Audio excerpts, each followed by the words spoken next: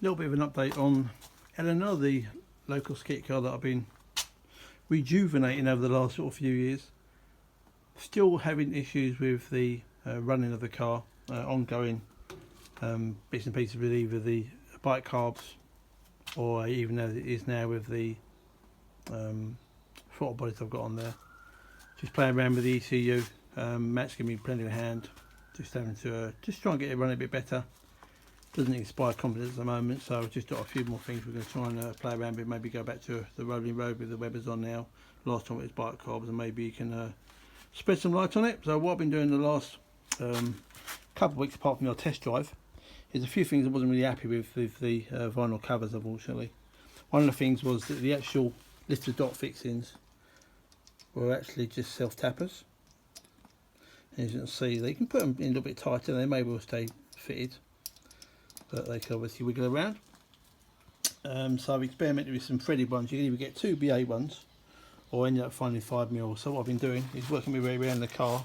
They are quite expensive. You have to pay about £35 for 20 of them. I probably need about 35 of them, so I've just got a second packet.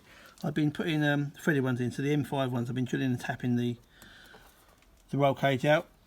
And just whacking them in there. I've got to put some more of that protective sheeting on this bit of the roll cage, but I just thought I'd get them all tapped out for now. But the protective sheeting, the clear one that I've got on the other side, just helps with when people tend to get out of the car, they tend to sort of chuck the harnesses out, as you can see here, and it obviously does or can possibly chip the covering on the roll cage. So I've got a bit of the preemptive strike. I've put the covering on the driver's side here a few months ago, and it'll be up on the shoulder area here. It's only a clear one a wrap. It's nice and easy to replace it, but so far these have been on, done a few hundred miles we've running about. Obviously I've done all this side as far as these are concerned.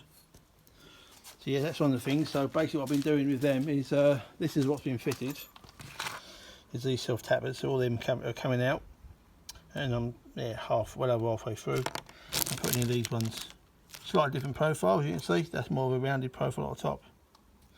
This is more of a pointed profile. Still do work, so I'm getting through that. These are the ones that have just arrived, so I've got another 20 to do, which will sort me out now. So that'll sort of finish off that section.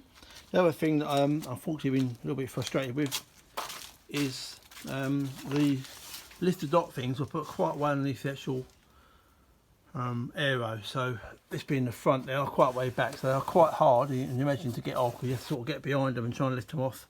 Found it quite hard. Concerned about sort of damaging one thing or the other. So not wanting to sort of redesign it or pay again to have it all done for whatever reason, I've come up with the idea of going with these little turnbuckles. Obviously that goes on the skull, and I'm taking off the existing fixings that are on the actual vinyl or the mohair and put these in instead. I'm going to fix these first, obviously get the rest of the cover fitted in place first of all, and just make sure I get these in the right place with the appropriate holes as well. So that's the plan, is to try and put them on instead of those lifter dot ones right underneath the scuttle. Should make these a lot easier getting these on and off. It's just a matter of turning the turnbuckle. I can even do it with one hand, look, and hopefully make it a lot easier to get the cover on and off. You might have to put the front on first, which isn't a pain, because obviously you've got a bit more height on that than you have on this, so you want to obviously get this bit seated first before you attempt to push it onto them around the rest of the car. So that's the plan. So I'm just going to start taking the aero off. Well, I have just started it, got a couple of screws out already. Gonna lift it off, and then see how I get on trying to make it more user friendly. It might help cheer me up with the to forget about the rest of the woes with the engine sagas. The aero's off without too many issues. I think there's about 10 nuts and bolts I'll put in there to hold it on. I've just started taking out the first of these original fixings. Obviously he has done the right thing as far as going through fiberglass concerned anyway, certainly on the skull. He's put 5mm nuts on there, so that's obviously the same sort of thing I've been purchasing. Just to pity they didn't actually have all those in the roll cage, Never mind. Ongoing, I'm just going to get the last 3 out hopefully, and then whack the cover on and work out where I've got to go from there. Right, got them all out. Just whack some tape on the skull so I don't obviously scratch my nice DIY paint job. Not that I mentioned it before. One thing I have realised, I'm going to have to mount these middle 3 in a nice straight line, these bases, and then probably cant these ones over a bit of an angle.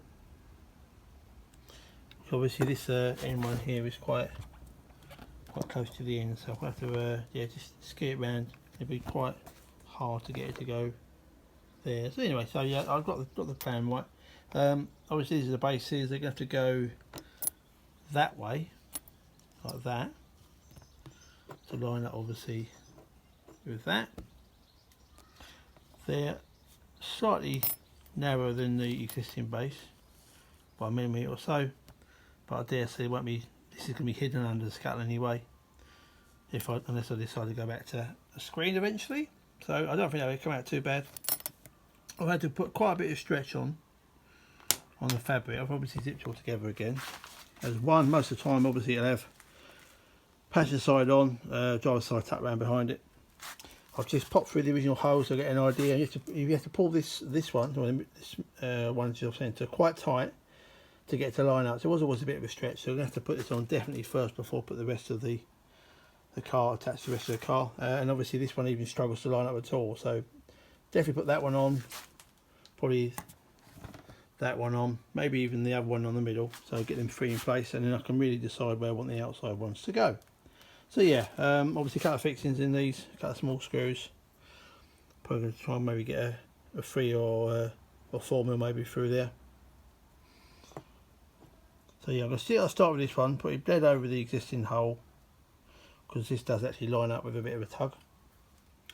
And try and get that one fitted in, and maybe the other one in. Obviously have a very bit delicate cutting. Once I get that cover off, there's obviously an existing hole underneath there, a nicely stamped out hole. I have got a wad punch. Obviously just a round one, but I might have to just have a very delicate bit of cutting to make sure I don't make the hole too big. Right, a little tip for anyone that never done it before. Even though I've marked out the 2 holes I wanted to drill, I've drilled this one. I'm going to put this in here and then make sure I definitely drill through the second one. Therefore, if I've got the measurements out, you can sort of correct it a little bit by sitting the screw nice and central, and then literally go straight through there if you can do, to make sure you get exactly the right spacings between the 2 screw holes. Simple. It wasn't too hard getting the 2 pieces off. I just managed to get, even though he's crimped these right down really tightly, I managed to just lever up the 4 legs, slip off the under sort of cover bit, and then pull the top bit off. So got a nice neat hole. I could probably actually put that right over that. So we'll see. I might have to see if I can get away with just slitting the edges of here, and then just fit the new one. See if I can get it to fit on. So it might be a little bit easier than I thought for now. We'll see. But I'm not going to lie, the first one's been a bit of a challenge. Because I've got a mohair rather than just vinyl, this is quite hard to get through, so I've had to use various implements to actually pierce through. I do definitely need to make sure I get the hole big enough, because it's obviously got to seat right down in there, so that's got to clear completely. See if I can do it one-handedly. Just about. Yeah. Yeah, so a bit of a challenge. I've got to try and do another 4, is it? Yeah, another 4. So it will take quite a while. I do feel it'll still be easier and at least achievable. Once I've got I'll just try to sort of drop the aero back on again. And yeah, it's still a little bit tight, but at least it's actually something I can try and do. Just literally, I'll just sort of pop it back in again with a couple of screws. Try to get the right angle. And I think that's probably the way to go. Is to change them over to that style, and I reckon I'll be on the winner then. So a bit more time spent required to go for the whole lot, but yeah, hopefully it'll end up being worthwhile. Well, after the initial one, I'll give it a break for a few hours, just catching up with the family, watching a bit of TV, having some tucker. I managed to get the remaining 4 done in about an hour, so I've done alright. Yeah, got all the first 3 in a row, and as I said, I'll just canter these around a little bit. There's a bit more material on that side, so it sits a little bit differently. Obviously for the steering wheel, you can see we've obviously had to cut a little sort of pleat in here. I'm obviously going to give this a good old tidy up again tomorrow, put the aero back on, and then, as I said, you'll be putting this bit on, this front edge on first before you put the rest on. So I'm hoping for good things. I'll try it out for the first time probably tomorrow. Well, it's now a couple of days later. Just getting the Robin Hood ready for the Kent 2, which we're going on tomorrow, but I thought I'd just have a go at putting the cover back on again. So yeah, I've secured the scuttle in place as it was before, and as you can see I can clearly get on that turnbuckle and turn it. That one's obviously on. I can probably turn that if I want to. I was able to reach with my hand underneath the material, one underneath, one on top, and obviously locate it on there. Still quite tight. It's probably about maybe about an inch there all the way around, but at least I can get the things to locate on there and get them off reasonably easy. If it sits on there pretty easily, doesn't take much force to slip it on the actual turnbuckle, and it's reasonably easy to get them off again. I've managed to get the far one on. There's 3 obviously on that other one and 2 on this one here, so the far one's gone on, well the corner one's gone on pretty easily. Yeah, and that one there is probably pretty hard to get on. It sits a little bit higher up and it's going to be very tight, but at least now the cover does actually rest in the position it's intended to rest. Won't flap around in the breeze at all, obviously when it's left at a car show or in a car park or anything like that when I'm actually on tour. So all in all, it's probably the best of a bad job. Glad they've done it. It wasn't as hard as I thought it would be. When I tried the first one, it was pretty difficult, as you see in the video or my review on it, but yeah, I'm pretty happy with that now. It sits pretty well, and with a little sun cap on there, it looks pretty good now, so I'm quite happy with that. It's a shame I had to do that bit. I've still got to go around and replace these top ones yet. We'll have to get the drill out maybe this evening and have a go at drilling out these ones, tapping them out, finish it all off. So yeah, pretty happy with the end result.